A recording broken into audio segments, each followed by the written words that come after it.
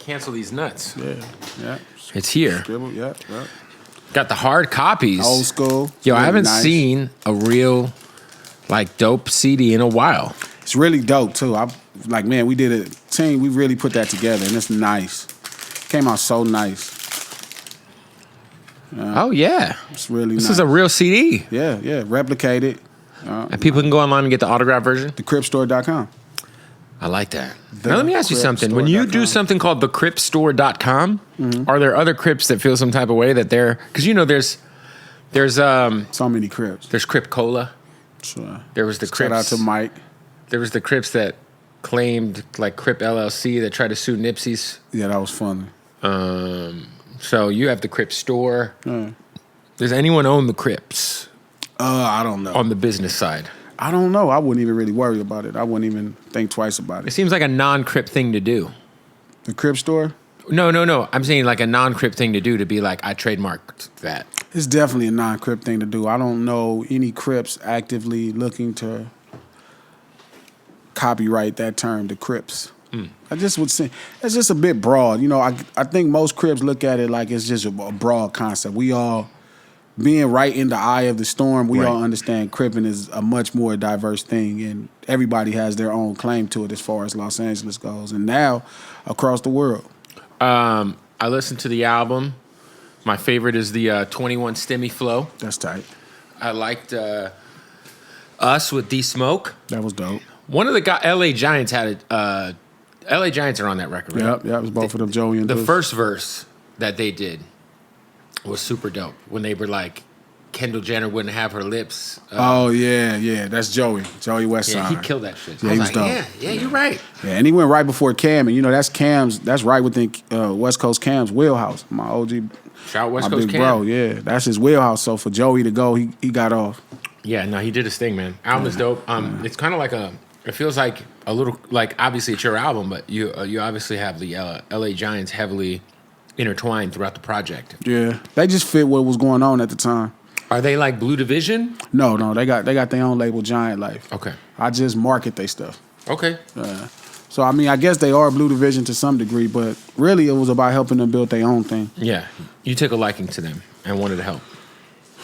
I've been knowing them probably 20 years. Right. You know what I mean? I've always liked them, but I just think God created a space. Forgive me for getting all extra spiritual, but he created a space, and I realized we had so many things in common this late in our life. Right. And so, we just started working, and they was talking about jumping on records, and as long as they had fun, and they end up being like way better, you know what I mean, than I ever could have thought. Like I would have never thought walking into it, we was gonna be making this many records.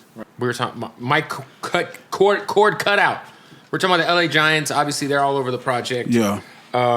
They just fit. We the same type of. What's crazy is because all of these artists I've worked with, I can't say everybody had as much of an LA experience as I have. Right? Everybody hasn't been a gangbanger. If they have, they haven't had a lowrider that's been on Crenshaw. If they have, maybe they never sold dope. Right. Or if they have, maybe they never street raced. You know, maybe they never functioned. The LA Giants was like the first acts that I worked with to me that did all of the same LA things that I did. Including risk your life for some good chicken.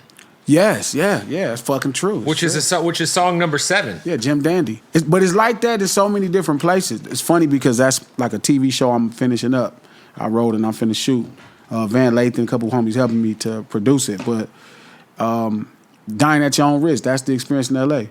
Yeah, there are always people who are like, yo, man, there's some great, because what's the OG Louisiana chicken is where? In A-Tray. And it's like, if you're over there, it's dangerous. But that's how it is. So Jim Dandy's and Denver Lane Bloods, right? Then you have Hawkins, and across the street from the Nickerson Gardens, the Bonnianas. Louis, the best chili cheese fries in Compton, is right in the mob hood. You just kind of got to figure out how to get to all of these places and get away with it. And when you go, you got to like really just not have on your stuff, right? Like you would just... I'm past that. People knew who I was. I mean, people know who you are. Yeah, but I'm saying it's been a long time. They could smell a Crip. Like, people could smell gangbanging. Other gangbangers could smell other gangbangers. That's why if they, like, hit you up, like, oh, where you from? Be like, oh, man, who's your mama? Where you live? Where you grew up at? Like, they'll smell out. They could tell. Yeah, I mean, I've always Head always tells me, and I don't know if this is good advice or bad advice, but he said if I ever end up somewhere, and I have a couple of times where I was getting gas somewhere and I called Head.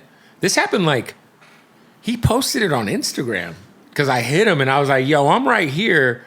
Am I good to get something to eat? I'm getting gas." And he's like, "What the fuck are you doing there?" Yeah.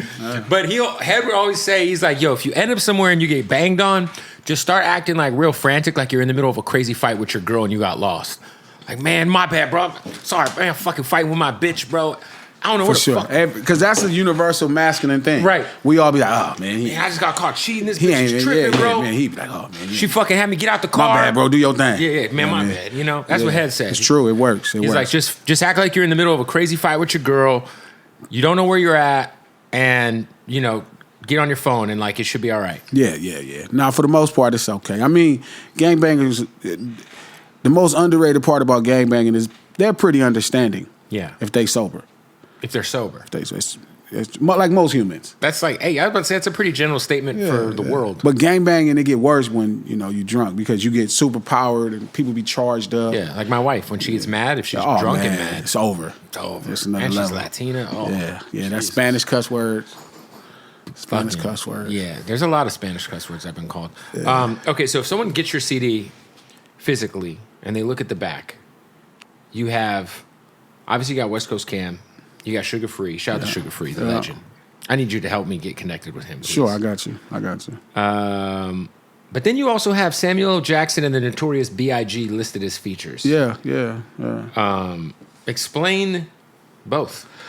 I just feel like it's always weird when you looking at a track list and then somebody's voice pop up. You're like, who the fuck is that? Mm-hmm. And I just put that there. Like, obviously on Spotify, I didn't try to infringe on their audiences, but I wanted people to know that voice you hear is going to be Biggie's, or this voice is going to be Samuel L. Jackson, Martin Luther King, or Samuel L. Jackson, or that's fair. Cedric the Entertainer. You also have the guy who plays Jesus in the music video for Slink Johnson. Yeah, shout out to Slink Johnson. Yeah.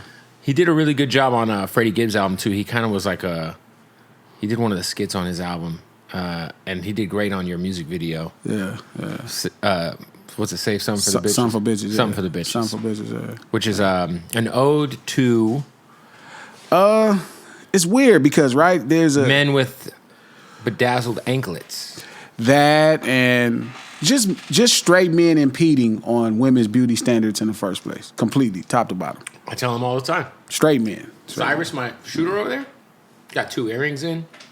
That, you know what's funny? That 30, 40 years ago, that would have been looked frowned at. 20 years ago, that's normal. Mm-hmm. When I was growing up, my dad used to always tell me, if you have an earring on a certain side, it meant that you were gay. Yeah. Oh, yeah, like the right side. Right. Yeah. And if you have both, it's like what girls do. Yeah, that's true. And then that used to be that way. That used to be that way. Then R. Kelly kicked that down because he had them things, him and AI. You know what I'm saying? Yeah.